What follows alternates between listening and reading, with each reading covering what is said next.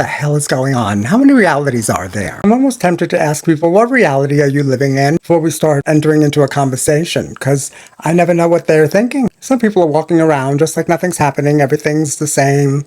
Oh, la-di-da, nothing to talk about, nothing to see here. Meanwhile, others are wound so tight they're about to snap, and others are somewhere in between the two. Is the truth of the reality community-based? Trumpers share one reality, evangelicals share another reality, and marginalized groups are sharing another reality. How can we come to agreement when we can't decide what the truth is? Some people say that the Civil War has started, other people say we're going to end this, it's going to be fine. I went grocery shopping earlier, and I buy the same thing every week, and this time the price was ridiculous. It was like almost $100 more than what I paid last week. Almost jokingly, I asked the cashier, is everyone complaining about the prices? The girl said, yeah, it's like nonstop. I'm sick of talking about it. The man behind me in line heard me and said, what are you saying? The groceries are expensive? They're cheaper now than they were when Biden was president. I looked at him, gave him my very fake smile, and said, I don't think I was speaking to you. The cashier began to respond to me at the same time that the guy started to speak, and she said, I think this is the most that food has ever been. And I looked at the cashier and said, you don't know what you're talking about. I looked at the cashier, I said, sorry, I started this. Don't argue with the guy. You're just going to get in trouble.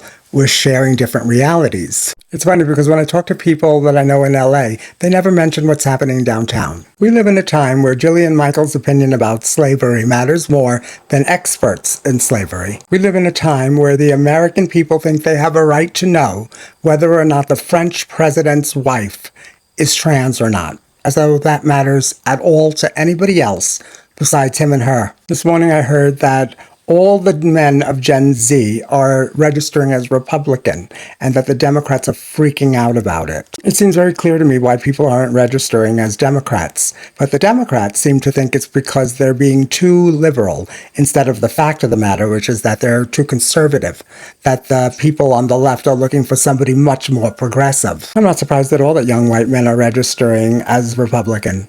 Privilege is hard to give up, and they don't want to give up a single privilege that the patriarchy gives them. There are people who are so worried about marriage equality being overturned, ignoring that there might not even be elections or midterms in the future. I struggle to reconcile all of these different realities. I'm just clinging on to my own